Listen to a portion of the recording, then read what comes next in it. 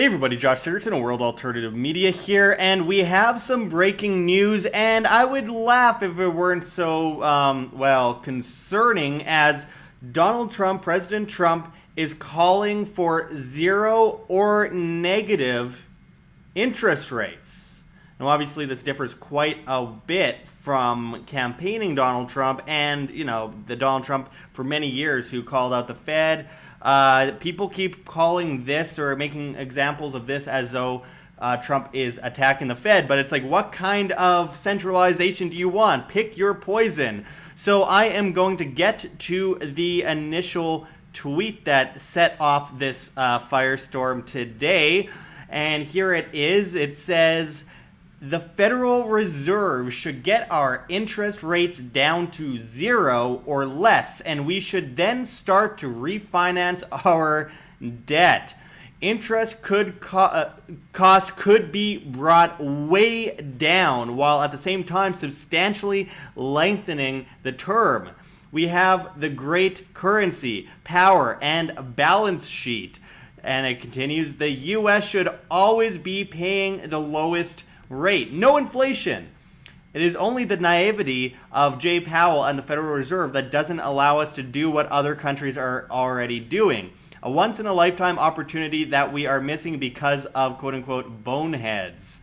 Now, we will get much further into this in a moment, but I mean, this is alarming considering the current state of the economy, that we could be facing negative interest rates in the future, and he's acting like he's calling for it and it's going to happen, but the Fed is actually desperate right now, and we see this in other countries as well. We see this in Britain. We see the ECB calling for lower rates, Australia, etc.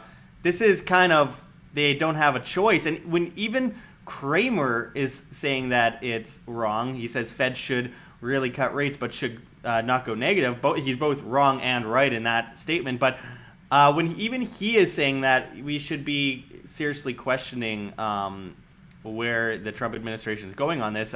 As Kramer notes, negative rates, no, you don't want negative rates. That's just a sign that we're not a robust economy, says CNBC's Jim Cramer. The Mad Money host was reacting to President Trump, calling the Fed boneheads in a tweet and urging central bankers get rates down to zero or less. And by the way, I totally advocate calling the Fed boneheads, but not also calling on them to centralize this madness further.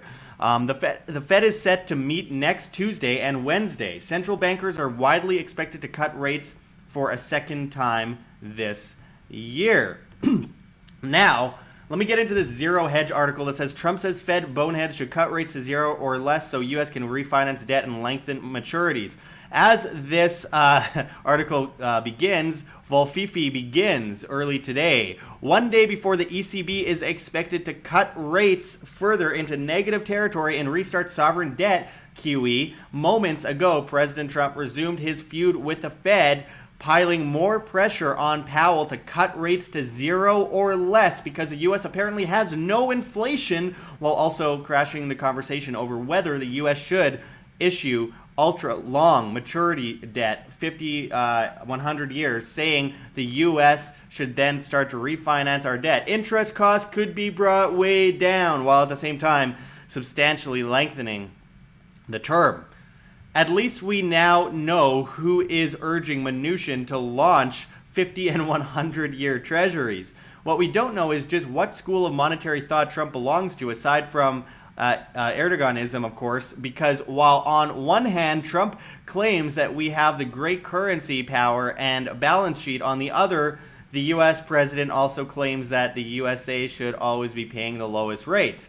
In a normal world, the strongest economy tends to pay the highest interest rate, but in this upside down world, who knows anymore? I mean, so maybe the Fed has just itself to blame. And as the article continues, Trump's conclusion: it is only the naivety of Jay Powell and the Federal Reserve that doesn't allow us to do what other countries are already doing, a once-in-a-lifetime opportunity that we are missing because of boneheads, as he says. Expect even more badgering of the Fed once the ECB cuts rates tomorrow. One parting thought: if Bolton was fired for disagreeing with Trump over the Taliban, we wonder, just how stable Powell's job will be once the market actually does drop, and that is an absolute inevitability in the near future. I mean, look, 60% of Americans believe a recession is coming, but continue to pile up debt at a frightening pace, as this Zero Hedge article says, and we will go further into that in a moment. But I do want to continue to break down this news because this is craziness. This is absolute craziness. This is further evidence that basic economics has been thrown to the wind, guys. When you see the push towards negative interest rates when the economy is doing so incredibly bad, and for those parroting what Trump is saying and saying that the economy is doing great, it's nonsense. It's totally untrue. The economy is not doing great. We are seeing the continuation of a recession that's been going on for a long time, and that isn't Trump's fault,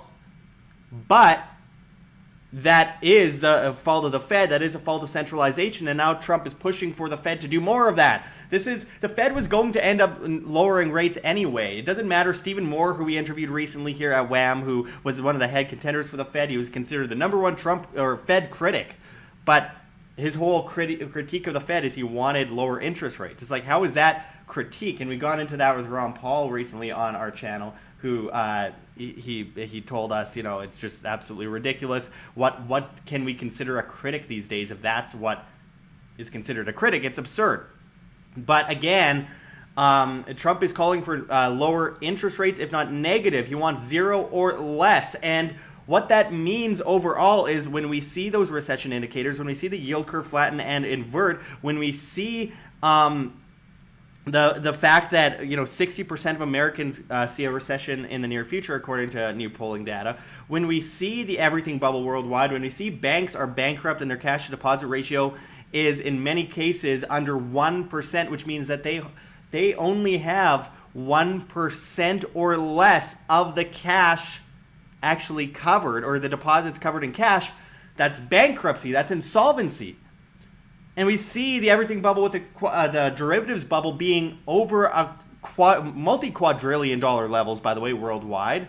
We see the pension bubble, we see the housing bubbles, and here we have Trump going, maybe negative interest rates are a good idea, or negative interest rates are a good idea, as he puts it, and calling the Fed boneheads. Now, again, I completely advocate calling the Fed boneheads, but this is just not economically sound.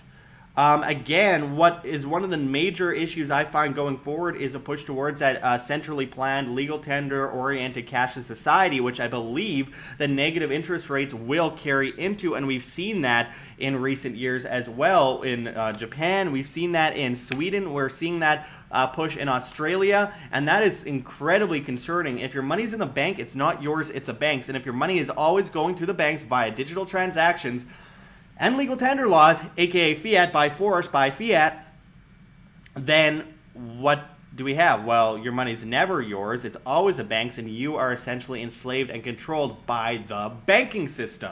So as we see the continuation of the ghost crash, as our friend Stephen Kendall has told us multiple times, hashtag ghost crash, you can look into that on Twitter. The idea is that we never survived the 2008 recession. It's just been papered over with debt, and eventually that has to come down. And if you consider between 2008 and 2012 that interest rates had to be brought down about 5 to 5.5%, well, at our current rate, it's incredibly low. What happens when we have a recession indicator like this, and Trump is calling for negative rates, which, again, were going to happen anyway, as the Fed was inevitably going to push for that because they have no choice. Same thing we see in Britain. Same thing we see with the ECB. Same thing that we are seeing in Australia and so many other countries in the world.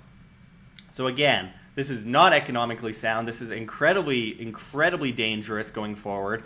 And again, Trump has been saying for years, he's been calling out the Fed and attacking the Fed, and now suddenly it's like, oh, we need negative interest rates. Do you know what that would mean for us? And do you know what that would lead into? I believe that it has a direct connection to the cashless society that's centrally planned to come. Again, for those just tuning in, Trump has called for negative interest rates on Twitter. Make sure to press like on this video and comment below and send in those super chats so we can get to your questions and we will answer them live on the air. Let's get back to the original tweet and then we will get into more on this subject.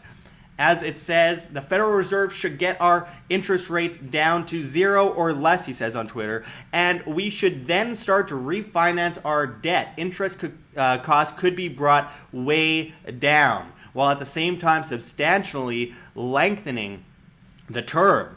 We have the great currency power and balance sheet, and as he continues, the USA should always be paying the lowest rate. No inflation. It is only the naivety of Jay Powell and the Federal Reserve that doesn't allow us to do what other countries are already doing. A once-in-a-lifetime opportunity that we are missing because of boneheads. And again, I completely advocate the use of the word bonehead talking about the Federal Reserve. But again, this is not sound. This is extremely ridiculous. And remember, this is the same president who called out the Federal Reserve, who's in many ways defended Ron Paul during the 2012 election. And again, it's a kind of thing that you see from election to actually being the president. This is not economically sound. And again, I'm not blaming Trump for the quarrels of the economy. I'm blaming the Federal Reserve. But for him to call for negative interest rates is ridiculous and completely anti-sound economics, and again, an example of the communist central banking system that we face today, right out of the planks of communism.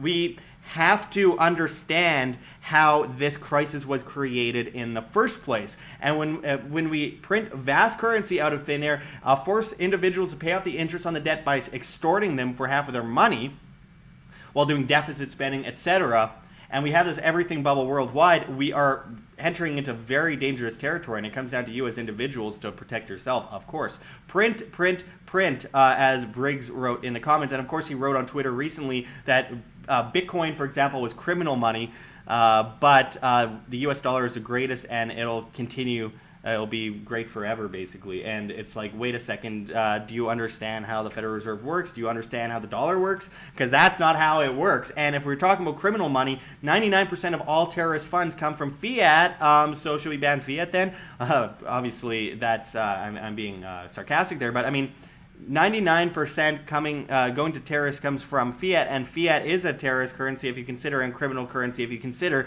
that people are extorted at gunpoint to pay off that interest on the debt when all these banks do fractional reserve lending and print all this vast currency like a communist empire. It is incredibly dangerous what the territory we're entering into, and if we are going to sit here and go and defend the notion of calling for negative interest rates, then where are we going in this country? I mean, a lot of libertarians supported Donald Trump going into the election, and where are they now? I mean, it's the same thing as where was the anti-war left under Bush when it came to Obama? Where is the anti-war right when under Obama, that now that we're under Trump? And where is the anti-Fed libertarians that were anti-Fed under Obama, and now we're like, well, maybe the Fed should lower interest rates or manipulate this or that? No, we need to abolish the Federal Reserve. They are a criminal entity that's creating vast inflation, that's causing the wage problems that we have. All these people like AOC pushing, oh, we need higher wages and all that, and then we see businesses leave, and it creates that perpetual paradigm, problem, reaction, solution, repeat, that Hegelian dialectic, of course,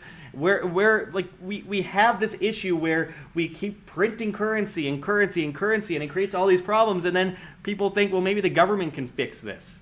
It's ridiculous. So we have good news and bad news out this last 24 hours. Of course, as we were reporting live yesterday, Trump ousted John Bolton as they disagreed strongly on policy. But now he's calling for negative interest rates. This is getting to a whole new level of craziness. For those just tuning in, as it says, the Federal Reserve should get our interest rates down to 0, as Donald Trump says, or less, and we should then start to refinance our debt. Interest costs could be brought way down, while at the same time substantially lengthening the term. We have the great currency power and balance sheet, and as he continues, the USA should always be paying the lowest rate. No inflation. It is only the naivety of Jay Powell and the Federal Reserve that doesn't allow us to do what other countries are already doing. A once-in-a-lifetime opportunity that we are missing because because of boneheads. And also, it's worth mentioning, as I mentioned before, as this article mentioned, expect even more badgering of the Fed once the ECB cuts rates tomorrow. This is a global issue. Talk about globalism, folks.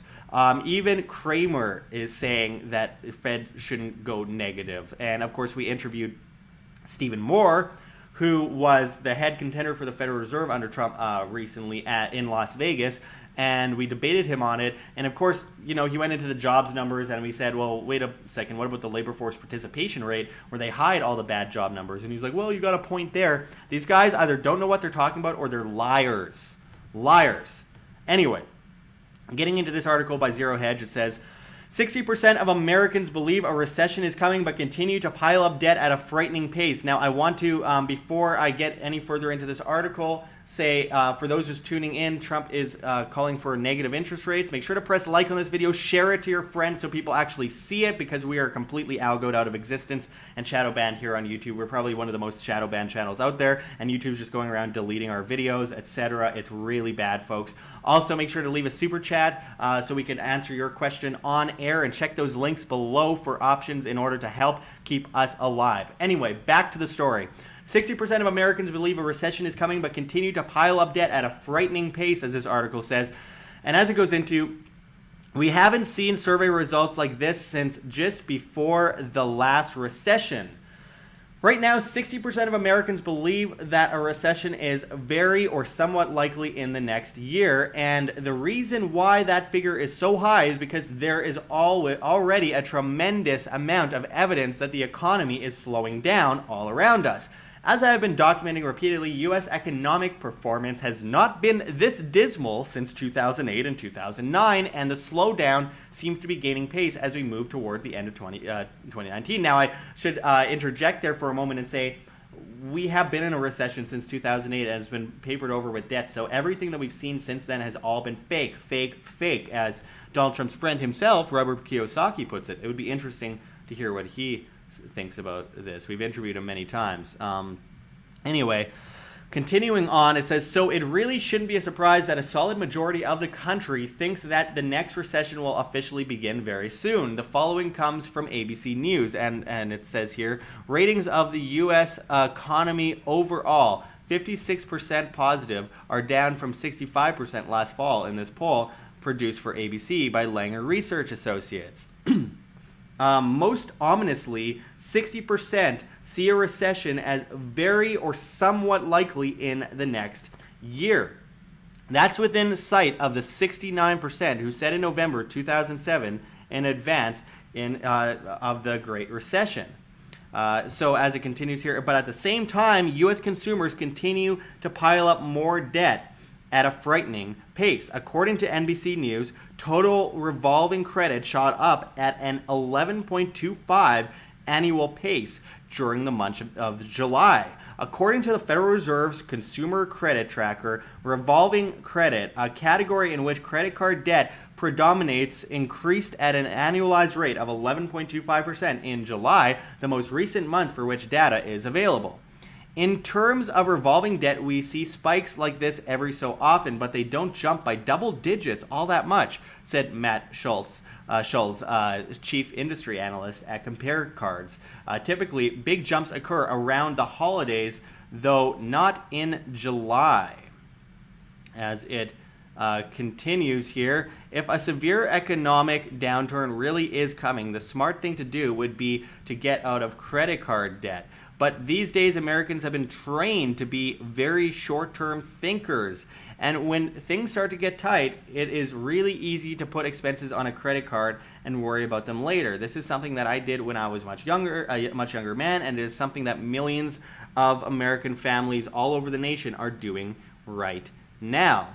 When the money simply isn't there, it is just so tempting to whip out a credit card. But credit card debt is one of the most insidious forms of debt because of the high interest rates most credit card companies charge. And at this moment, credit card companies are jacking up rates to a degree that we haven't seen in many years. Wallet Hub says average credit card APRs for people with good credit and business credit card holders at 20.9% and 18.5% respectively, are the highest they've been since it began tracking rates in 2010. For people with less than stellar credit, even those rates might be out of reach, McClary said. For example, a new applicant with a credit score in the low 600s might be offered an APR of about 22%, he said. Unfortunately, the more debt that you accumulate, the less likely it becomes that you will ever start building up substantial wealth on your own. So again, for those just tuning in, Donald Trump is calling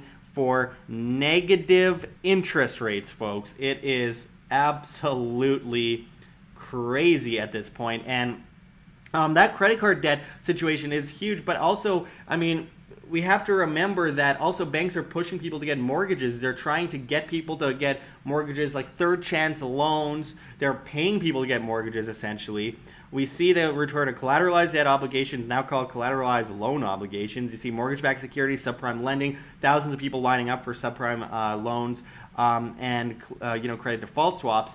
So the housing bubble is deteriorating. The auto bubble is deteriorating. The demand is way down. So is gasoline. We also saw oil drop like a rock after Trump ousted John Bolton yesterday, by the way, which says a lot. But also we see the auto-backed securities come in. All this manipulation by big banks, and these big banks are also completely bankrupt. And the financialization of everything, it is completely crazy. And I'm going to get back into the story right away. I want to thank Dr. Nomad X for the $2 super chat. Says, hope this helps all I can afford right now. Thank you. It helps a huge amount. Those super chats keep us alive. Make sure to press like on this video as well. If you're just tuning in, Donald Trump is calling for negative interest rates on Twitter today, which is causing a firestorm, because obviously that is about the least libertarian thing you could possibly do, is call for more control of the economy. Now, of course, Donald Trump has been called, anti-Fed, and at one point he was very much anti-Fed. But these days, what we see is he's continued to be called a Fed critic, but at the same time, he's just calling for a different kind of poison. Pick your poison. Shall we raise interest rates or lower them? But the Fed was going to lower interest rates anyway because they have no choice. They are in a desperate situation because we have been seeing debt papered over with more debt since 2008. The recession never ended, folks. It has never ended, and we see the continuation of this printing. Inflation continues to skyrocket. Wages continue to buy less. Of course, the purchasing power of the dollar is terrible. And then we have Trump saying the dollar is the greatest and it's going to last forever, in the case where he called it Bitcoin criminal money and the dollar the greatest. I mean, it's just not sound. Now, of course, you can't expect the president to say anything different, but it says a lot about the situation we're in right now when you see the president calling for negative interest rates at the same time as being considered anti-Fed, while he's calling Jay Powell and the Fed boneheads in the tweet. Sure, that's great. I call them boneheads too. They're evil, terrible financial terrorists. But with that said, lowering interest rates to negative, what would that do in a recessionary situation where we see the jobs numbers are terrible if you consider the labor force participation rate? A lot of people don't want to hear that, but it's true. Even Trump's one of his main economic advisors, who we interviewed recently, had to admit that when we called him on it. And when we have recession indicators, you look at 2008 to 2012, and they had to lower interest rates between 5 to 5.5%. So what do you do when interest rates are so incredibly low and they go negative? How do you drop them out from there? If you start paying people money, paying people to get mortgages? It's so crazy. We are at a point in history where we are in, a cartoon. It's basically just cartoonish comedy at this point. The joke, unfortunately, is on all the individuals who are going to be impoverished as homelessness skyrockets all over the world. This isn't just an issue of the United States, and it isn't Trump's fault. It's just that he's calling for this nonsense. It's a central bank's fault, and the central bank rarely, answers to anyone. It's just that they're entrenched within the government through legal tender laws. which of course people have to pay off the interest on the debt. And imagine, does someone want to pay off the debt when they only pay off the interest on it?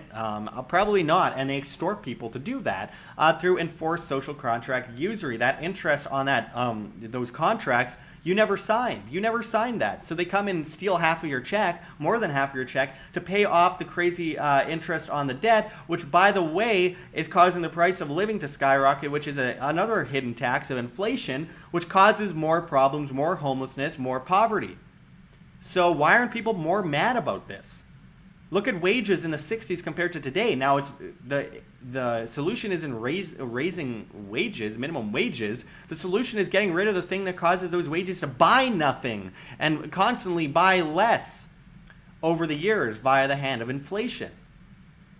It's amazing that it needs to be explained. But anyway, for those just tuning in, Trump is calling for negative interest rates. We will go to the tweet again right away, and we'll go into more articles and the latest news. But first, make sure to press like, send in those super chats. That makes you a hero, because it's the only thing keeping us alive, and it's why we've been doing so many of these live streams lately, because we cannot afford to stay alive by just posting reports. We're not being seen by anyone. Our audience has been cut down 80% by YouTube, and they are killing us, and our channel will probably be gone in the next year. They're deleting our videos en masse, and it's gotten to the point where we cannot survive without you. So your super chats are the only things keeping us alive, alongside the pledges and the donations, which you can see links for below. We really, really appreciate it. We have a Bitcoin address here, which Trump says is criminal money. So anyway, we have this Bitcoin address. If anyone wants to tip us in Bitcoin, we would really appreciate it. Any help is seriously appreciated, because well, YouTube and the mainstream media and the government and the propaganda machines are destroying independent medias right now and just deleting videos straight from our channel. Like, you know, it's nobody's business. Well, it's our business, and it's up to you to keep independent medias alive and say, we want this free information, and we will not be talked down to like a bunch of children.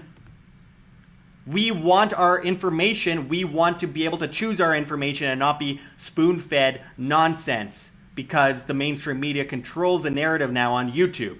So it comes down to you. Your super chats keep us alive. Your donations, your pledges. We have Subscribestar as well, where we do subscriber-only content. So check out that link below. If you subscribe to there for $5 a month or more, we will give you free content that you don't see on YouTube. And if $1 a month or more, imagine what we could do if everyone just gave $1. It would change everything, and we would destroy the mainstream medias. But anyway, back to the news. For those just tuning in, Trump has called for negative interest rates. Make sure to press like on this video and share it to your friends so we actually get around the algorithm. Anyway, let's go to the tweet that started this firestorm. Here we go. The Federal Reserve should get our interest rates down to 0 or less, and we should then start to refinance our debt, he says. Interest cost could be brought way down, while at the same time substantially lengthening the term. We have the great currency power and a balance sheet, and as he continues, the USA should always be paying the lowest rate. No inflation. It is only the naivety of Jay Powell and the Federal Reserve that doesn't allow us to do what other countries are already doing, a once-in-a-lifetime opportunity that we are missing because of boneheads. And again, I totally advocate for calling the Fed boneheads, but what other countries are doing? What other countries are doing is further enslaving the masses and causing vast poverty. You see it on the streets. Going to Europe, where, again, they're cutting rates at the ECB. They're cutting rates in Britain. They're cutting rates in Australia. They're cutting rates everywhere because it's a global currency crisis, and we are seeing the domino effects really start to take place. And Trump is not to blame for it, but he's also advocating what is causing all these problems. And then this person says, Cindy Forsyth on Twitter says, I prefer not to take financial advice from someone who has had multiple bankruptcies. Skiffle says, Guy knows the system inside and out. I would take advice from a billionaire. Yeah, business advice I would totally take from Donald Trump. But, you know, enslaving everyone with debt usury via legal tender laws, no. There's no justification for that, nor moral or logical. It's absolutely wrong. Crypto Nation writes, RIP US dollar, hashtag Bitcoin. I hear that. Sarah Ruth Ashcraft says, I appreciate what you do for this country and for me very much. Thank you. Come on, Sarah. Pomp says, Bitcoin is the future, President Trump. Pompliano is, of course, a very powerful person, co-founder and partner at Morgan Creek Digital. He has been a huge influencer in the crypto community. Holly Lee says a new post-ABC poll finds all the top Dem candidates comfortably beating Donald Trump. Now, that's just ifs, ands, or buts here. It's apples and oranges. It's which person you put in power, while the Federal Reserve and military-industrial complex rule everything and shoot you in the head if you disagree. Anyway, Peter Schiff says if the Fed cuts interest rates to zero and the U.S. tries to refinance a $22.6 trillion national debt into longer-term maturities, long-term interest rates would actually rise sharply. If the Fed becomes the buyer, the dollar will tank, sending consumer prices soaring. Being Libertarian on Twitter says the Federal Reserve should be dissolved. Absolutely. And then President Crazy Inverted Yield Curve, that's an interesting name, says, remember, the economy is doing great and the economy will be destroyed if interest rates aren't zero. Nonsense is driven by fact that Donald would save bigly on his interest payments from hotel debt. Corrupt AF. I'm not reading Mia Farrow's tweet. Come on. Richie Fed says, it shows a meme here. I alone am responsible for soaring stock market debt. Well, I actually disagree with that because I believe the Federal Reserve's $0 trading desk on Wall Street has been pumping the economy, or pumping the markets rather, with vast amounts of fake currency to keep it propped up, because who wants a crashed stock market? Well, it's only propping it up larger for the longer term. It'll come down harder once it comes down. The sooner it goes down, the better, I think. But with that said, it's going to hurt a lot of people, and this is absolute craziness. Peter Schiff goes on to say interest rates are at historic lows. If you really wanted to lengthen the maturity of the national debt and cared about the risks to taxpayers from spikes in rates, why has the duration of the national debt gone down since you became president? Actions speak louder than tweets. And again, the economy didn't improve under Obama. It didn't improve under Trump. It just goes up from the last crash, but it's been papered over by Federal Reserve debt usury nonsense, papering over debt with debt, leading to a bigger crisis long term, which is going to hurt more people, and inflation goes up, and we cause all these problems. So let's not mince basic economics here. It's important. So again, for those just tuning in, as Donald Trump says here on Twitter, the Federal Reserve should get our interest rates down to zero or less, and we should then start to refinance our debt. Interest cost could be brought way down while at the same time substantially lengthening the term. We have the great currency power and balance sheet. As he continues here, he says the USA should always be paying the lowest rate. No inflation. It is only the naivety of Jay Powell and the Federal Reserve that doesn't allow us to do what other countries are already doing. A once-in-a-lifetime opportunity that we are missing because of boneheads. Again, this is big news because you don't often hear presidents say this, but again, it's not going to be fixed by that. It's going to be fixed by getting rid of the problem that created in the first place, not getting the problem that created in the first place to fix the problem. The Fed was already going to lower interest rates. They have no choice. They're in a tailspin. And again, as I mentioned earlier, this will lead to, the cashless society we talked about before. Again, the recession has been in full bloom for a long time. It's just been papered over with debt. And what happens next is we end up with a system that is so heavily manipulated. They're trying to push interest rates down, and we saw what happened between 2008 and 2012. They had to drop it about 5 to 5.5%, which what does that mean in a recessionary situation where we see yield curves inverted and flattened? It's totally crazy. And we're seeing what we haven't seen since 2007, 2008 on steroids, folks. And when we go negative and a recession truly kicks in, the ghost crash is already there, but when it truly kicks in, what happens next?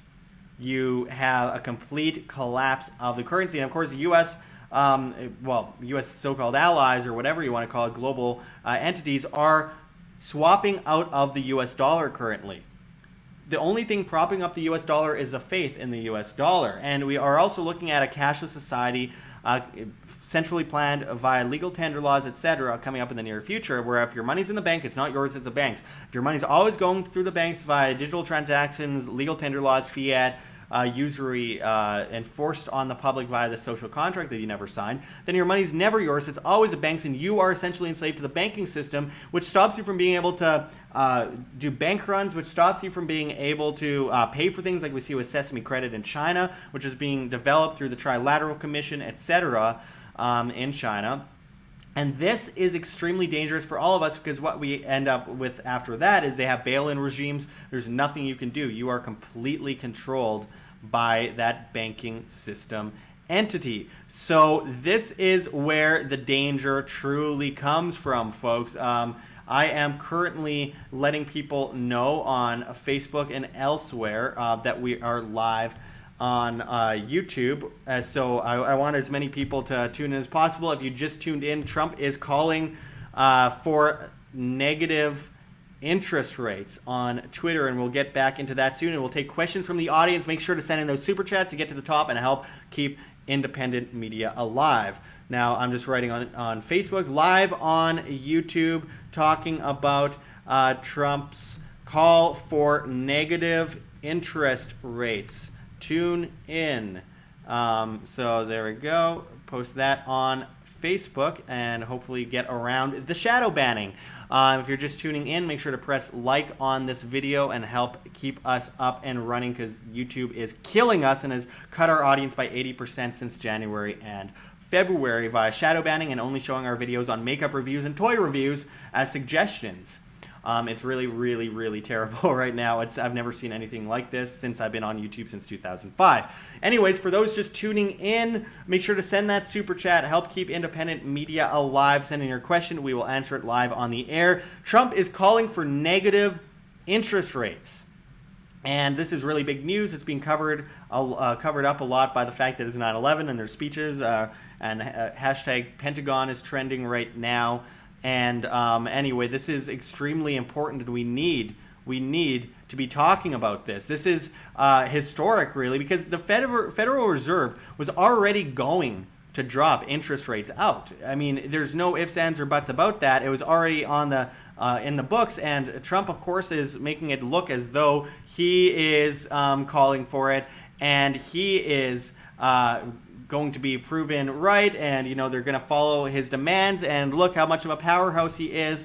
But of course, that's not the case.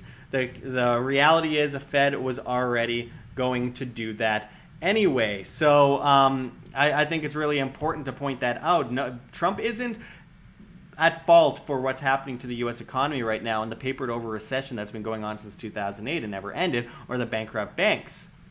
What he is responsible for is his own words, calling for the lowering of interest rates to zero or negative, as he said on Twitter this morning. And again, not enough people are talking about it, but even his own supporters are going, hey, this is nonsense, and we should not be listening to this advice, because obviously, while it's all good to call the Fed a bunch of boneheads, I'm on board completely with that, it's also completely economically illiterate to say that interest rates should go to negative territory, because what happens in a recessionary situation where we see the Treasury, the yield curve inverted and flatten, we see the dollar completely tumble, we see the complete fall of the U.S. economy, and like Rome, they go into deficit spending. They try to keep up with the wars. They try to prop up the stock market with fake currency. It's nonsense. 1966, Hemi426 writes in the comments, Trump is killing the Fed. Trump is not killing the Fed. The Fed is killing the Fed. Trump is just saying things that are economically illiterate. We can, try to polish off, all you want, but the fact of the matter is he's saying things that are economically illiterate. This is the most, the Federal Reserve system, the centralization, whether negative interest rates or raising interest rates, it's communist. It's a communist system via fractional reserve lending at all these different banks that are completely bankrupt, by the way, and the recession indicators pile sky high, and you go negative, and not only do you kill the Fed, but you kill the entire economy, which, again, I'm a collapsitarian in ways regarding this. I'm all for the fall of the Federal Reserve, but to put people in the situation where we see homelessness skyrocket and act as though he's the one pulling the strings and pushing the Fed away. It's just the Fed was already going to lower those rates to begin with. It's not him that's calling the shots here. The Fed is going to lower interest rates one way or another, and now Trump looks more powerful by saying you should lower interest rates, and then they do, and he's like, see, they listen to me. No, this is nonsense. They had to. The ECB is lowering interest rates. And we see the same thing in Britain, and we see the same thing in Australia right now. Interest rates are going towards negative territory worldwide, and we see the cashless society prop up through negative interest rates in places like Sweden as well. And of course, Australia is pushing for that Chinese-style grid takeover. So that's really important to point out. 1966 Hemi 426 also writes, gold standard is coming. We don't want a gold standard. The gold standard would be propped up by the Federal Reserve. Again, as Ron Paul went into yesterday on his show, the gold standard was never good. It's better, yeah, but the lesser of two evils is still evil, guys. The gold standard, the whole idea of the gold standard was that you print out more IOUs and you have gold. You still create vast amounts of debt. All of this led to the 1921 depression as well as the 1929 depression. People forget about the 1921 depression, by the way, and it was a global issue, and we saw how it affected eventually and inevitably Germany and the Weimar Republic. If you look back in history, this is obvious. The Liberty Advisor, Tim Pashode, our contributor here at WAM, writes in the chat, the Rothschilds and elite own the gold too. Yeah, and I mean, we need free market competing currency systems, not more centralization or a different form of centralization or a different form of control. All it does is create inflation. All it does is create debt. Then you're forced to pay off the interest on the debt via the legal tender fraudulent usury laws under the social contract. And inflation continues to go up, which causes wages to buy more, which causes people like AOC to call for government to extort people more and enforce wages up, which causes businesses to go down, which causes Walmart and McDonald's to go up, and creates these vast monopolies, which the left then comes in and says, we need more laws, we need more regulations, we need more taxes, which causes more extortion, which causes less competition, which causes more monopolies.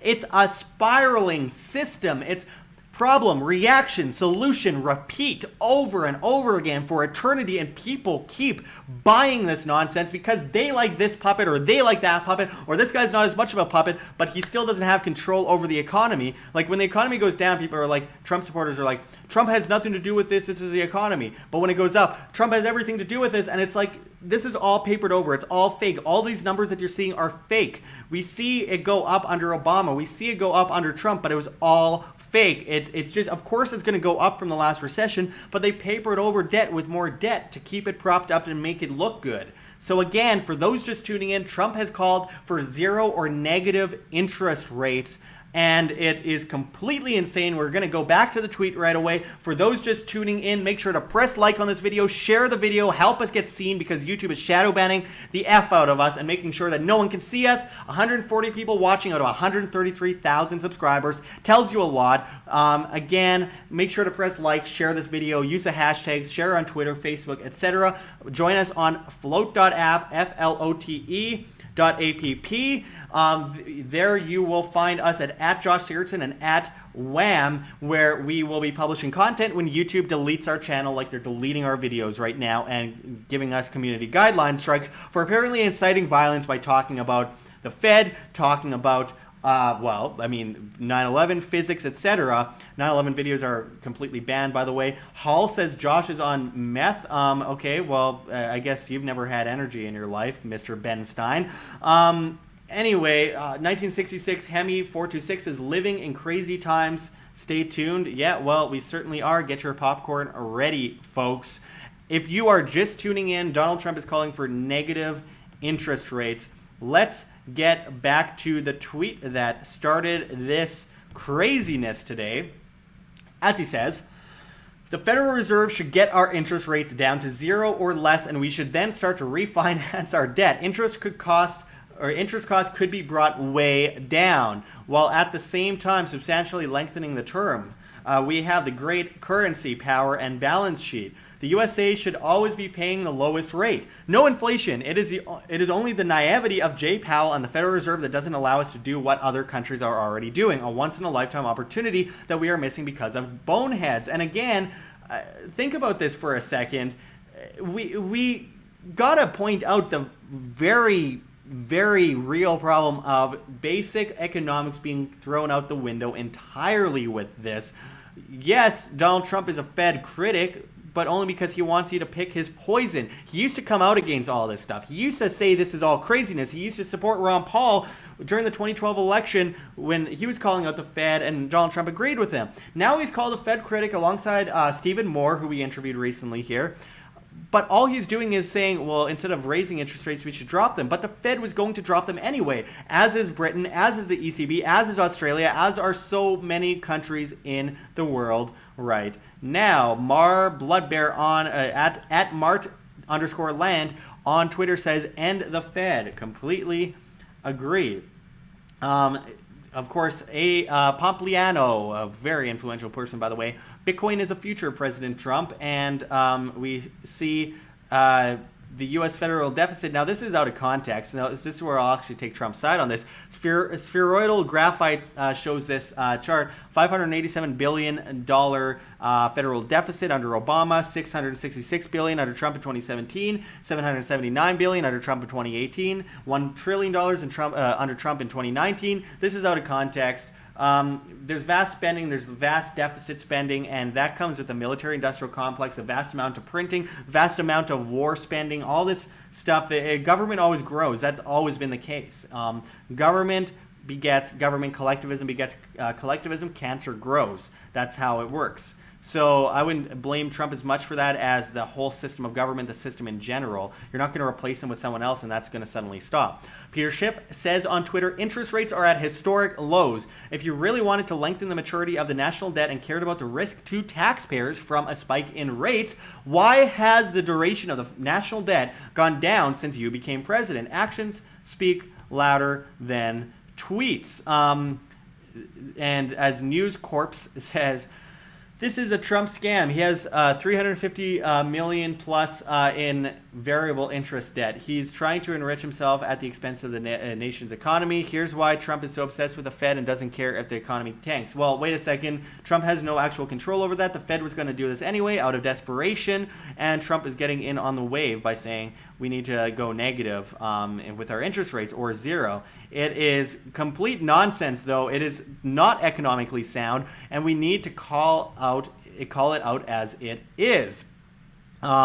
And even Kramer is saying that this should not happen. He says negative rates. No, you don't want negative rates. That's just a sign that we're not a robust economy, says CNBC's Jim Cramer. So there's a big Keynesian right there, and he's even calling this out. It says a lot. Again, 60% of Americans believe a recession is coming, but continue to pile up debt at a frightening pace. And of course, that is a big part of the issue here because people are becoming debt slaves. If you shove someone down a bottomless pit of debt, you are forced to ask for a ladder up from the government or the banking system, forcing people into debt servitude, forcing people to ask for a ladder up from the government and the banking system. It is insane. Hughes says in the live chat, you know nothing about economics. Do one winning trade online. You can't. You are a piece of you know what. Okay, well, good argument. I'm actually gonna unhide this comment because it's so ridiculously stupid, and you deserve the attention. Hughes.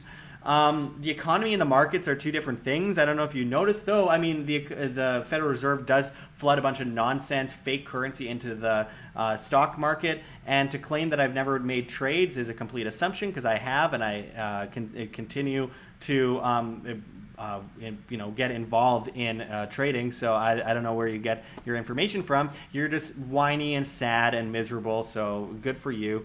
But again, the economy and markets are not the same thing. So you've been burned, my friend. You don't even understand the difference. And that says a lot about your knowledge about the monetary system and markets. Anyway, Kevin Schmidt says how to turn a recession into a depression. Well, I think overall, and you're right, but I mean, the recession has been going on as we've talked about for a long time. By the way, provide an actual argument, please. I like actual arguments, not nonsense, stupid troll comments. But anyway, Kevin, the issue is that we've been in that ghost crash since 2008, and it never ended. It's been papered over with debt nonstop. And we have a derivatives bubble, by the way, worldwide, a multi-quadrillion-dollar level, a housing bubble, pension bubble, student loan bubble, loans on top of loans, an auto bubble. We have this massive bubble worldwide, the everything bubble that's ready to burst. And we see countries around the world lowering their interest rates, and it was going to happen anyway, and we've been calling it for years, by the way, at WHAM. We have been on the record since 2013 calling this, and we get called crazy all the time, all the way down to the bottom of the line when people don't listen to us. We hope some people do listen to us, though. Anyway, Adrian DB says, don't reply to trolls, Josh. It feeds and sustains them. You should know this. Yeah, but it's also fun to make fun of completely economically illiterate people, which we have far too many of these days, of course. In the age of information, there's no excuse, really. If you're just tuning in, Donald Trump is calling for negative interest rates or 0% interest rates, and in a recessionary situation, you look back at 2008 to 2012, they lowered interest rates about 5 to 5.5%. What happens when you're in negative territory? How do you fix a recession in that case? Well, the answer to that is the currency collapses because there's no faith left in it, and worldwide we see countries swapping out of it. They're going to try to go into a cashless society, centrally planned by legal tender laws and usury. It's really bad news, guys. Really bad news. But there's so many things that we can do to solve this problem as an individual. And the answer doesn't come from the Fed solving the problems of the Fed or the government solving the problems of the government, because it will just perpetuate and build up problem on top of problem, which is why we're in the situation we're in the first place. Make sure to press like on this video if you haven't already. Rainy Steps sent Canadian $2.79. Keep up the great work, Josh. Thank you so much. You're awesome. And again, those super chats are the only things keeping us alive, so thank you very much. A lot of people are talking about gold, and let's look at the gold price. Actually, I'm gonna Google this right away. A gold price. Of course, oil has fallen like a rock since Trump fired Bolton yesterday.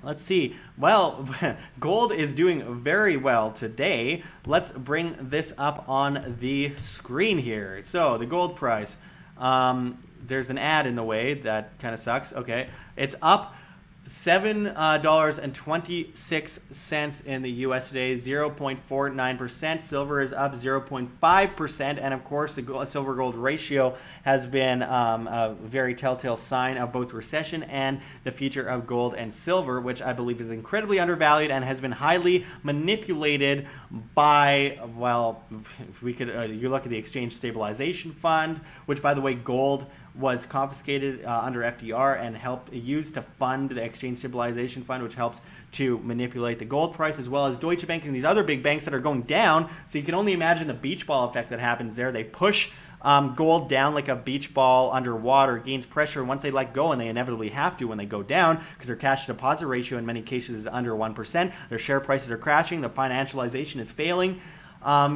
We can only imagine where gold will go from there. Let's bring it out from 3 days to 30 years. So this is a gold. We're seeing some huge momentum happening in the last couple months, especially since the Fed initially said that they were going to lower interest rates. And it is in direct correlation, I believe, and I think this will both affect gold, silver, and cryptocurrency very much so. For those just tuning in, Donald Trump is calling for negative interest rates. Negative. If anyone understands economics at all, they'll know that this level of centralization on top of centralization, which is going to happen anyway, regardless of Trump's tweet. He's not making them do this. The Fed was going to do it anyway. I mean, we know, if you understand basic economics, that this is absolutely crazy Keynesianism. Sarah Ruth Ashcraft, who's a huge Trump supporter, puts a pray hands, because of course government is not only organized crime but a religion, and says, I appreciate what you do for this country and for me very much, thank you. Like he's doing anything. The Federal Reserve acts apart from the US government, and Trump saying you should lower interest rates doesn't do anything. He just knows they're going to do it anyway, and then people say, well, Trump did it. Again, I'm not an anti-Trump leftist. For those just tuning in, I'm very much pro-capitalism, pro-free markets, pro-freedom. This isn't freedom. This is communism, out of the planks of communism, via the hand of the central banks, creating more problems, creating more inflation, creating more poverty, creating more homelessness, creating more printing of currency, which then you are extorted for, folks. You are the one that hurts the most when this happens. When this comes down on us, you are the one that answers, that they try to pay off the interest on the debt via the social contract usury fraud, printing currency out of thin air, pushing that debt onto the public. And are they trying to pay off the debt when they're only paying off the interest? What do you say when someone only pays off the interest on their debt on their credit card? Well, it says that they're broke. It says that they don't have money. It says that they are essentially at the bottom of the barrel at this point, and they have nothing more to do but to be able to pay off that interest. It is a fraud. It is a scam.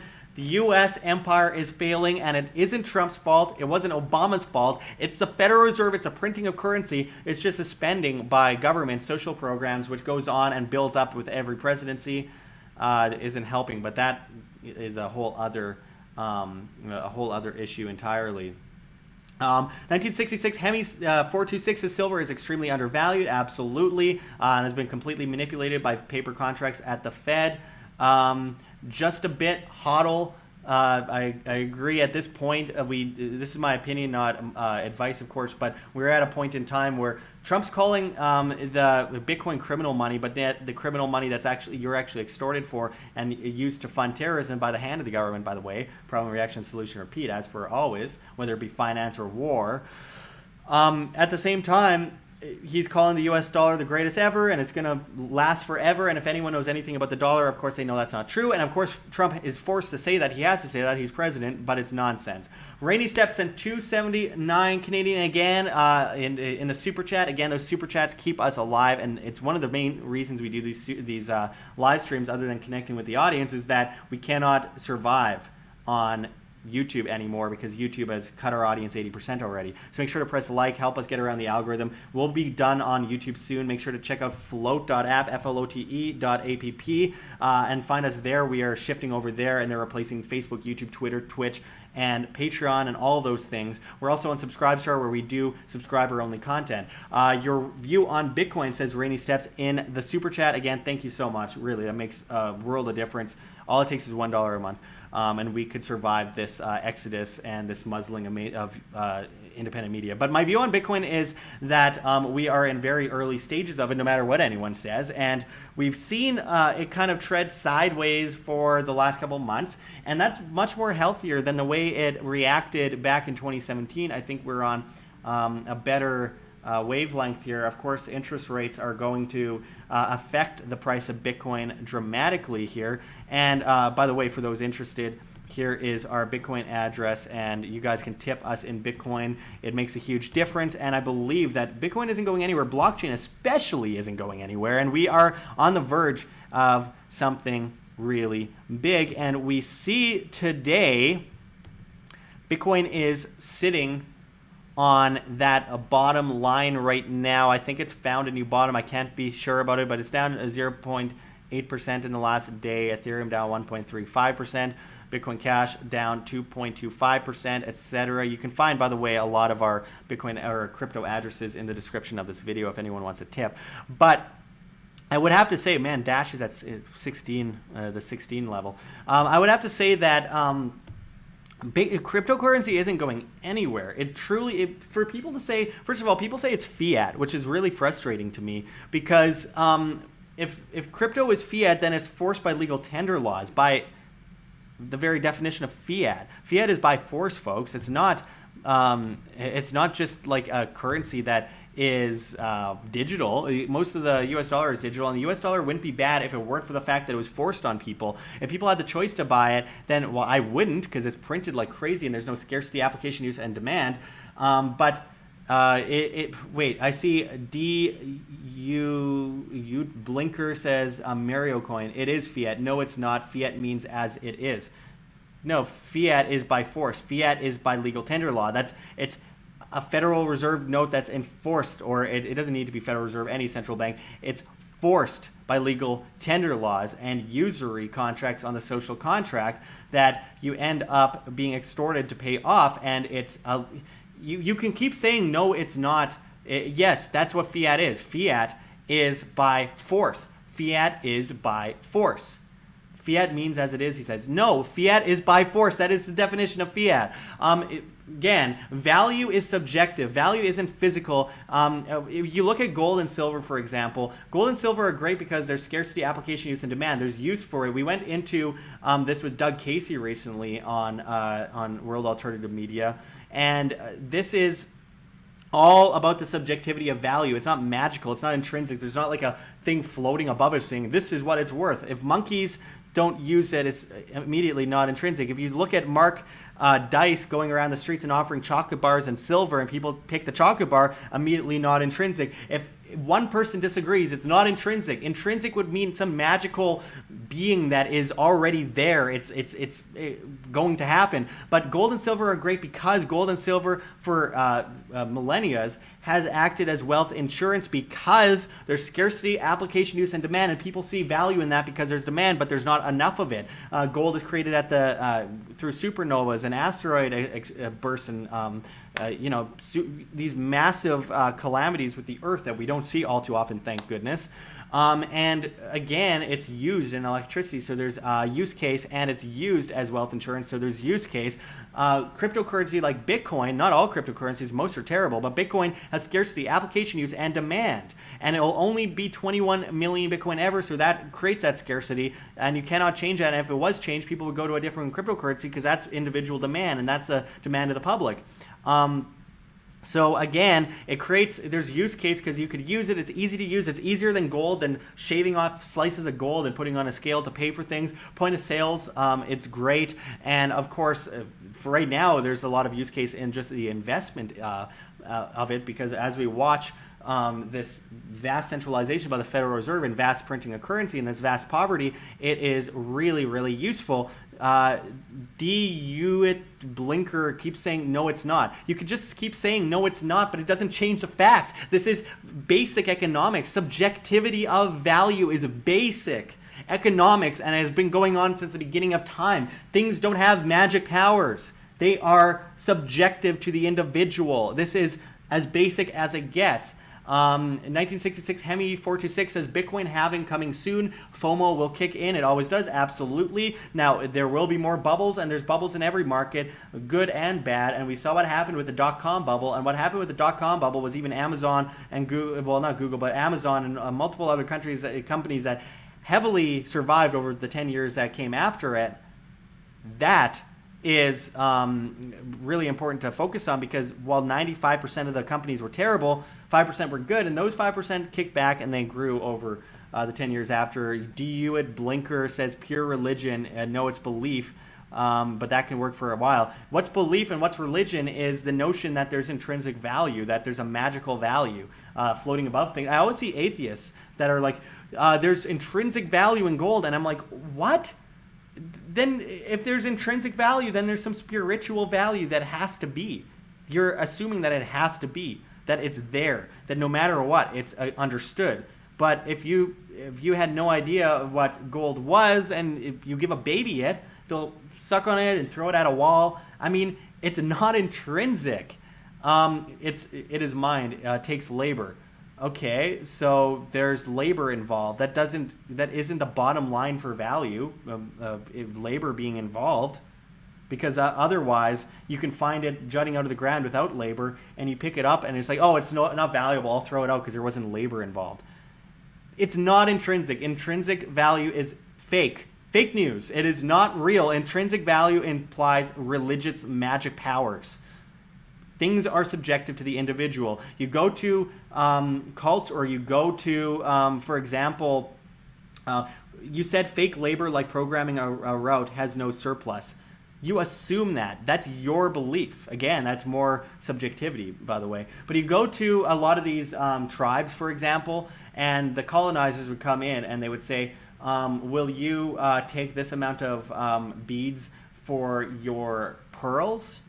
And they were like throwing out the pearls. They didn't want it. They didn't see any value in it. But the colonizers did. They brought it back, sold it for a vast amount of money. But the people on the island were like, "What is this? I don't care. We throw them away." And there we have subjectivity of value. D.U. Blinker says you believe that computer stuff is realer. first of all, I don't know if realer is a word. Second of all, I never said that. I said that people decide value, and if they decide value, there's value there.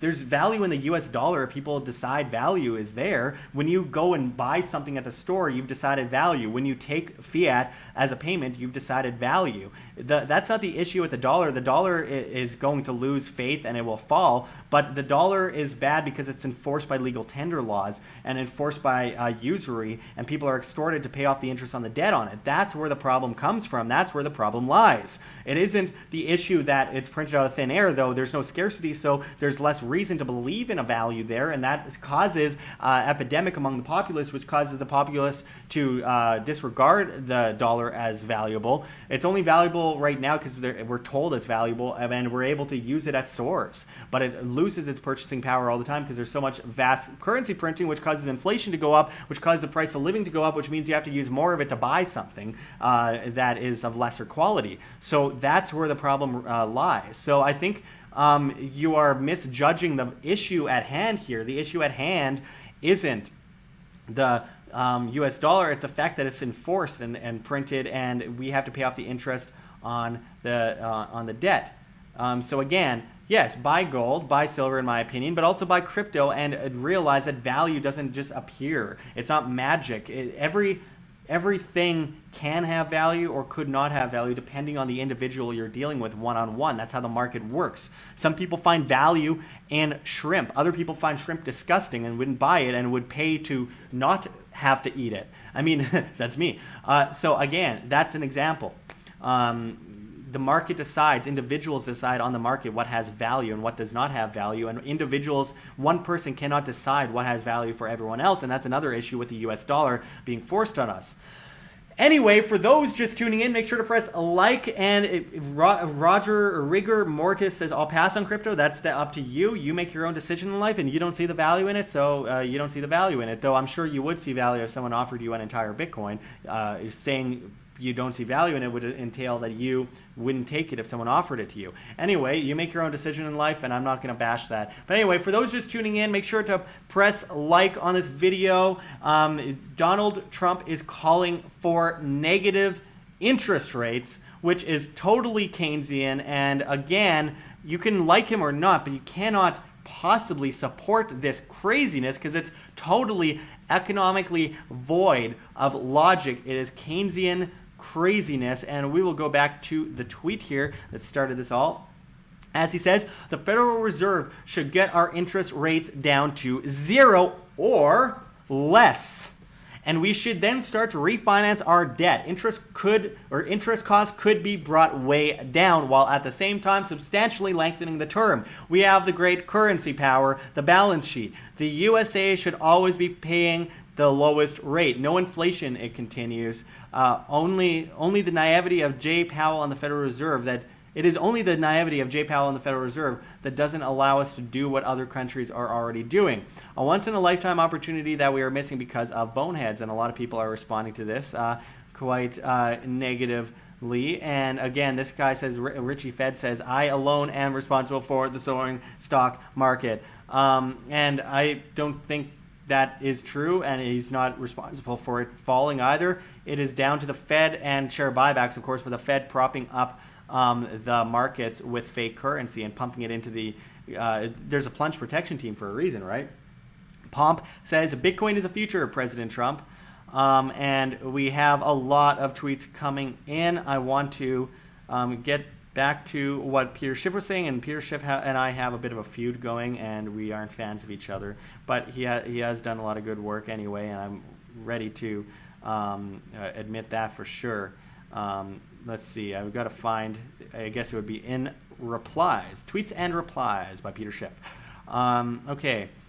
As it says here, if the Fed cuts interest rates to 0 and the U.S. tries to refinance the $22.6 trillion national debt into longer-term maturities, long-term interest rates would actually rise sharply. If the Fed becomes a buyer, the dollar will tank, sending consumer prices soaring. And as he continues, interest rates are at historic lows. If you really wanted to lengthen the maturity of the national debt and cared about the risk of taxpayers from a spike in rates, why has the duration of the national debt gone down since he became president? Actions speak louder than tweets. This is true. And We'll go back here to the original tweet. Again, for those just tuning in, Donald Trump has called for negative interest rates. But again, the Fed was going to do this anyway. The ECB is cutting rates. Britain's cutting rates. Australia is cutting rates. Most countries in the world are looking at cutting rates, and they don't have a choice. They have to. It's out of desperation because the global domino effect of the currency manipulation is finally starting to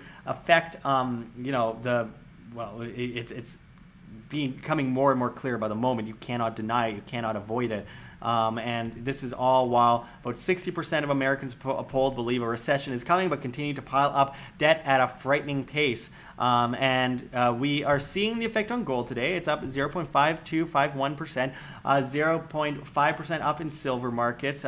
We've seen a big change of the guard lately in gold, and I'm waiting on crypto to feel the momentum from this. It's gone up slightly in the last couple moments or couple minutes, but nothing big yet. But it's seems to be bottoming around $10,000 for Bitcoin and $10,093 for Bitcoin. We have been sitting sideways for a little while now. Anyway, here we go, trying to make me update every single day on this program here. But anyway, for those just tuning in, Trump is calling for negative interest rates. Rainy Steps sent another $2.79 in Canadian dollars. Thank you so much. Says it's going to kill pension plans. Well, yeah, and the pension shortfall is looking at hitting about $400 trillion by the year 2050. I think it's going to happen far earlier, probably very soon. But what's that going to do? If the average person born in 2007 is looking at living to about 103 years old on average, and we have a $400 trillion pension shortfall worldwide, which would mean that's more than almost 5 times the national or the international GDP, global GDP levels. Then what does that tell us? Well, what that tells us is that we are going to have riots on the streets. People won't get pensions. People are going to be completely broke, left on the streets. And this is going to happen a lot sooner than 2050, guys. And this is extremely dangerous. And for people to ignore it is to ignore their own fate. People need to start saving for themselves. People need to start building their own portfolios and not depend on the government and banks to save for them. The banks are bankrupt. Their cash to deposit ratios, many of them are sitting below 1%. Deutsche Bank continues to fall. It's hugely affecting Germany. Their derivatives exposure is about $45 trillion. The global derivatives exposure, derivatives bubble is somewhere in the multi-quadrillion dollar range. It's hard to really tell at this point. Real inflation in the United States is above 11%. Technically averaging out according to John Williams' shadow stats, which are the real inflation numbers going back to the 1980 standards of actually accounting for inflation. So this is huge, and interest rates were going to go down anyway, and you go between 2008, and by the way, 2008 never ended, a recession continues and papered over with debt. But again, the 2008 to 2012 scenario happened where they lowered interest rates about 5 to 5.5%, and if you go negative in a recessionary situation where we see, all the telltale signs, you see the Treasury yield curve inverting and trading and flattening, and no one actually supports this nonsense anymore. What happens when negative interest rates set? When we have an NIRP policy, I mean, we are going to see a vast collision course take place, skyrocketing poverty, homelessness, dollar's going to fall, people are going to trade out of the dollar worldwide. There's already tons of swapping happening. This is huge, huge news. Now is evolution says the truth is all value is derived from human labor. Not necessarily individuals decide value when they make a trade. When I say I want this for that and people decide and shake hands on that, that's value. Even if there's no, but I think most of the time you would be correct. I think the vast majority of the time, I'm just playing semantics for that in the end. Ujimbi one says eat the rich. Well, it has nothing to do with the rich. It has to do with the central planners and the people that are creating blueprint to allow certain, I mean, billionaires only exist They're the millionaires of the past. Billionaires only exist because of inflation and the price of living skyrocketing. And again, these people are propped up by the state and banking system to begin with. So you get rid of that issue and you have free markets and you have people trading fair and square. You're still going to have problems. That nothing's utopian, of course. Utopia literally means no place, but you'll have a lot less of this problem, and the problem is government and force and the use of force and the central banking system printing currency out of thin air and the banks printing currency for the central banks via fractional reserve lending, etc. It's communistic, absolutely. It comes right out of the planks of communism, by the way. Anyway, Floridano says, what effect will have on the common wage earner? It'll have a lot of effect because of the fact that we have wages. Well, they say, well, we'll bring wages up, but then businesses leave town and it causes places to close doors, and then it props up McDonald's and Walmart further. But at the same time, the reason wages aren't buying anything and the reason people are saying their wage isn't a living wage is because inflation in the first place. So when you see a dollar crash and we see more printing and you see inflation skyrocket, what happens is that your hard-earned money buys less and you have to pay off the interest on the debt, so they'll extort more from you to pay off that interest on the debt, which is, again, a telltale sign that they don't actually intend to pay off that debt. But you will create a system of further servitude. More debt, and more debt means more dependency, and more dependency means more servitude. Circular structure, and the Hegelian dialectic of problem, reaction, solution, repeat over and over again for eternity. So again, as Damn Right 4 says, Federal Reserve has to go. I completely agree. The issue comes down to, as long as you print currency, you'll affect the wage earner, because you'll constantly need to bring wages up, and it causes businesses to close. The small businesses can't afford to keep up, but the big businesses can, creating further monopolies by the hand of the state and the central banks. As the price of living skyrockets, your purchasing power diminishes, you buy less with each dollar.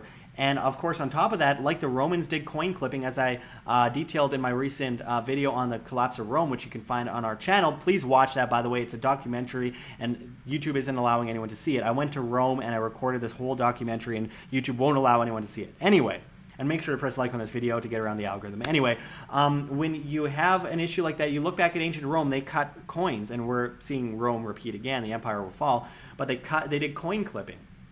And when they did coin clipping, they essentially tried to manipulate around the crisis as they did deficit spending to keep up with the wars. And today we see modern day coin clipping in inflation rising, the price of living diminishing, and at the same time as that, they are lowering the quantity of food. So you look at like a bottle of juice, for example, and there's less juice in it because they rise the bottom of the bottle. If you look under the bottle, there's like this much space where there's no juice, and it kind of goes down like this, right? And it's a large part, but the bottle kind of looks the same from the outside. People keep buying it, but they're getting less for their value. So the price stays the same, but not only does the price of that currency diminish, so your wallet is slowly diminishing in value, at the same time, the products that you're buying buys you less. There's less in that, and you end up with less, and you have to buy it sooner, and it means that you're spending more money and getting less for your value. So again, it'll affect the average wage earners in the way that it always does. It creates less value when you go to the store. It causes you to work harder, get extorted for more, and buy less with that money that you are getting from your job, which you work half a year for the government as a slave. We got $13.99 Canadian from Rainy Steps. Rainy, you are the hero of the live stream. Can anyone beat a record? I don't know, because again, we are dependent at this point on these super chats. This is one of the main reasons we do these live streams, because we cannot afford to just post reports anymore, because YouTube won't let anyone see it. They've mostly demonetized us, and they're just deleting our videos, and our channel will be deleted soon. So make sure to check out float.app. That's flote.app. We are moving over there, as well as BitChute, because soon our channel will be gone. And also email worldalternativemedia@gmail.com, by the way, with subject line yes, because then we will add you to our email list, so that when we get deleted by YouTube, we'll actually be able to contact you and tell you where we are now. because YouTube thinks they know what's best for you guys and what you should be learning and what information you should have access to. It's an indoctrination system of propaganda. Rainy Steps sent that $13.99 Canadian in the super chat. Seriously keeps us alive and says, thanks for all the info. My pleasure, and thank you so much for the support. It really means a lot to us. It's the only thing keeping us alive right now, and it comes down to the viewer to keep independent media alive, because one day they'll tune in and we will be gone. That's it. That's it. That's all. I mean, you'll tune in and you'll only have Fox News, CNN, CBC, BBC, these channels to see on YouTube. That will all be the only thing that's left. That's why we need to move away from YouTube. They're just deleting videos. Notice I didn't post a 9/11 video today because they will delete it. They've banned them. They haven't announced that publicly, but they've just been deleting it. Deleted my 9/11 video from years ago saying it incited violence, which it didn't. It was talking about physics and law, and deleted Press for Truth's recent 9/11 video a couple days ago. For inciting violence. This is completely disgusting, and YouTube doesn't give us an option to dispute it, and they're just deleting our videos. Anyway, 1966 Hemi 426 says they hide inflation by shrinking the product size. Absolutely true. That's what I mean. I mean, like, that's their modern version of coin clipping, like the Romans did under Diocletian. And Diocletian also put in price controls, wage controls, all that kind of stuff, and it ended with Roman Empire falling, by the way. Non-Mirage Truth Vision said $13.99 could buy a lot before 1913. Certainly could. Yeah, that's like a monthly wage back then. The value of the dollar has fallen by about 99% since its inception, and there's been a lot of wars that have helped prop up the dollar, and the dollar's helped prop up a lot of wars. It's a very fraudulent, disgusting system. So anyway, yeah, so if anyone wants to keep us alive and make sure that we are able to bring you this information on a regular basis, make sure to press like, make sure to check the links below. There's GoFundMe, Patreon, Subscribestar. We do subscriber-only content at $5 or more a month, so make sure to get in at that tier, or just $1 a month. That's all it takes to keep independent media alive. $1 single a month, guys. Anyone can afford $1 single a month. $1. Patreon, whatever it might be. That's what will save us independent media from being erased from the internet, like a modern age book burning, because YouTube's just deleting our videos in mass. It's really sad, and we need that support, and we need those super chats to keep us alive too. It's the only reason. I mean, there's two reasons we do these live streams, because we cannot afford to do video reports anymore, just only video reports, because no one can actually make money off of those anymore. You cannot get monetized enough to actually keep up this operation 18 hours a day, which we work 18 hours a day on. They cut us down 80% since January. 80%. We cannot make money. We cannot sustain ourselves. And the only thing that's keeping us alive is you, the viewer. Seriously, without you, we cannot survive. So I have to push people. I have to put my foot down. I have to say, only you guys can prevent the end of independent media. Only you guys can ensure the future of independent media. Only you guys can ensure that we can continuously put out this information for free, because before you know it, all independent medias will be gone, and you'll have to ask yourself, what did I do? What did I do to try and save these people? And why didn't I do something when I had the chance? Because you will only have Fox News, CNN, MSNBC, BBC, CBC, CTV Global, etc. That's all that will be left. We Are Changed, Press for Truth, Forward Fisher of News to Share, myself, all these channels will be gone. And you'll have to ask, what did I do when I had the chance? So again, make sure to press like, share the video. That's what helps keep us in the algorithm a bit, I guess, if YouTube lets anyone see it, period.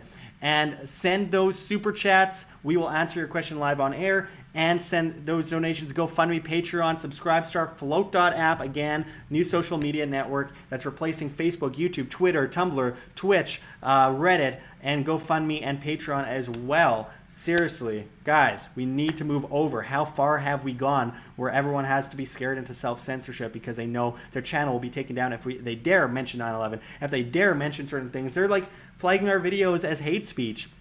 We're talking about the Federal Reserve, guys. This is the kind of environment we're living in right now. So again, it's now or never. We have to say that. We're going to be deleted in the next year for sure from YouTube. It's now or never. Help us now or forever hold your peace, because we will be gone. I hate to be that way, and I went years and years without asking for any donations. And I did this for free for a long time, but I've stepped up my operations. I have this whole thing, and then YouTube just rips it away from us.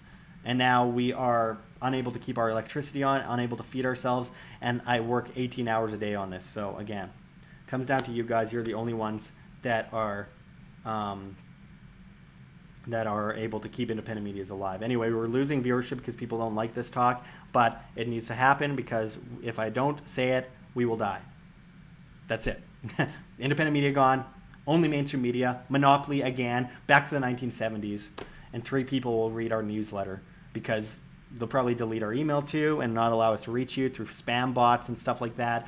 Like we won't be able to send you emails to show you guys our most recent stuff because it'll be considered spam, and probably some of the top email distributors will delete us. It's all terrible. So we need your help, guys. Only you guys can keep us alive. If every single person said $1 a month, we would be able to survive. That's $133,000 a month. Now cut that down to 10% of you. That's $13,000 a month. And all it takes is $1 per person. Now cut it down to 1%. That's $1,300 a month. That is a huge difference. Now it wouldn't keep us completely alive, but it would be enough to keep us up and running at a smaller scale. So anyway, the point is, all it takes is you. You are the change you wish to see. Find the truth, be the change. We've said it enough. Anyway, Evan F sent $1.99 in the super chat. Thanks for truth, Josh. I'm proud to be here with you. Thank you so much, Evan. Again, that is a change we wish to see. That's all it takes. Just $1, $1.99. That makes all the difference in the world. And thank you so much for keeping independent media alive. We cannot do it without any of you. You keep us up and running. You will win the information war. It's not us. We pass on the information, but you guys alone will win the information war and ensure a good future for yourself, your family, and the families that come after your children, your grandchildren, etc. I mean, it's the only thing that is keeping the narrative from completely shifting over to complete servitude and dependency and slavery right now. Seriously. Only thing left. The only thing left. Who stops the war in Syria? Who stops, who created the Bitcoin revolution? There's something. Anyway. Oh, man. So I really appreciate everyone helping in any way they can. Evan F., thank you so much. Rainy Steps, thank you so much. Go up in here. And Dr. Nomad X, who sent $2 earlier, thank you so much. GoFundMe, Patreon, Subscribestar, where we do subscriber-only content. $5 or more a month, we will give you content that you will not see on YouTube because it's unsafe to post most things now on YouTube because they just take down our videos. Anyway, if you're just tuning in, Donald Trump is calling for negative interest rates right now. I will bring it up one more time for all of you guys to see the latest news that causes firestorm. As Donald Trump says, the Federal Reserve should get our interest rates down to 0 or less, and we should then start to refinance our debt, he says. Interest costs could be brought way down, while at the same time substantially lengthening the term. We have the great currency, power, and balance sheet. The USA should always be paying the lowest rate. No inflation, he says. It is only the naivety of Jay Powell and the Federal Reserve that doesn't allow us to do what other countries are already doing, a once-in-a-lifetime opportunity that we were missing because of boneheads. Now, the Fed, of course, was going to lower interest rates anyway. That goes without saying. Trump is kind of getting in on a wave here, and then he's going to say, oh, look, I called it, and they did it. They're doing it globally. The ECB is lowering rates. Britain's lowering rates. Australia is lowering rates. It's out of desperation. They have no choice because we're seeing the end of a currency empire. All fiat currencies eventually revert to their true value of 0. They always have. They always will. Going back to 1024 AD in China and previous currencies that were created, the vast coinage. We can look at that in ancient Rome, which I recently did a report on as well. We are seeing the end of this empire. 60% of Americans polled believe a recession is coming, but continue to pile up debt at a frightening pace. Even Jim Cramer, who's a huge Keynesian, is saying that it's crazy to do this now, to say this kind of stuff. Now, of course, I totally advocate calling the Fed boneheads. We need to end the Fed, but not manipulate it in a different way to save the economy. Because, look, after the recession, now the recession never ended, and it's been papered over with debt since 2008. But if you look at between 2008 to 2012, interest rates had to go down between 5 to 5.5% to manipulate the economy up, which we saw manipulated upward. People blamed Obama, people blamed Trump for it's improving, but it's all papered over with fake money. Craziness. Same with the stock market, plunged. Protection team comes in, the Federal Reserve at their $0 trading desk throws money at markets. It's nonsense. It's all fake, and it's detrimental the longer it goes on. The sooner it falls, the better. But again, you go into a recessionary scenario where you have negative interest rates. This is really bad for everyone, and banks paying people to get mortgages and stuff like that. It's just so mind-boggling that we've gotten to this point, but I shouldn't be surprised. This is the way of the Keynesians. This is the way of central planners. It's just absolutely crazy, and people don't understand money. It's a very basic thing, but people do not understand it, so very sad. Anyway, I appreciate everyone tuning in. I'm going to get going now. Thank you so much for your super chats. Check those links below. If you haven't already, make sure to press like on this video. And here's our Bitcoin address. There's other crypto addresses in the description as well of this video. But make sure to send a tip to our Bitcoin address. Help keep us alive. $1, $10, $20. It doesn't matter. Anything helps. $1 or more a month will keep us alive. That's all it takes. You guys are the change you wish to see. So, comes down to you. Saving the future of information, free information online. Also find us at float.app, flote.app for our alternatives, because we are at the end of our line here on YouTube and they're just deleting us. So all we can do is send people over to our alternatives. Thank you so much for watching, everyone. Stephen Reyes, that's right, damn right, for a piece, man. He says the NSA hates Bitcoin, and so do banks and governments. They all hate the blockchain because they can't control it. Exactly. Yet they're also buying it up as they do gold, because it's the only way to defend themselves from what's to come. So they call it criminal money, but they buy it up at the same time. Funny how that works, isn't it? Ray Benson, I see value in toothpaste and toilet paper more than the dollar. Absolutely. Most of us do when we see people using fiat currency as toilet paper in Venezuela, but using crypto to actually pay for things. Evan F. says, hey, Josh, how could we sustain ourselves through a negative interest rate economy? The best thing that you can do is just preserve your purchasing power with other assets and, of course, pile on as many eggs in your basket as possible. I mean, you need to diversify your portfolio to the best of your ability, and that goes for investment, purchasing power, and cash flow. But again, I think we're entering into a new golden age, and I think I'm optimistic overall long term, because it'll take evolution rather than revolution, and evolution will replace the old products with new things. So we complain, but what are we doing about it as individuals to protect ourselves? And that is what it's all about. What are you doing as individuals? So anyway, Max Kaiser has been vindicated, said Chad Myers, absolutely agreed. If you haven't already, check our recent videos that I posted on our channel recently on YouTube. YouTube hasn't been showing most of you, so please, if you check out our channel, make sure to subscribe. If you haven't already, make sure to press like. Check out our most recent videos. Press to be notified. Do that kind of stuff, because otherwise we'll just dwindle off into the horizon, and you'll never hear from us again, as YouTube deletes channels, deletes videos, and we'll never be seen again. It's very sad, and we depend on you guys to keep independent media alive. We pass on the information. We're the messengers, but you are the ones that save the messenger from being beheaded. So again, thank you for tuning in, everyone, and until next time, this is Josh Sigurdson signing out from World Alternative Media. Find the truth, be the change.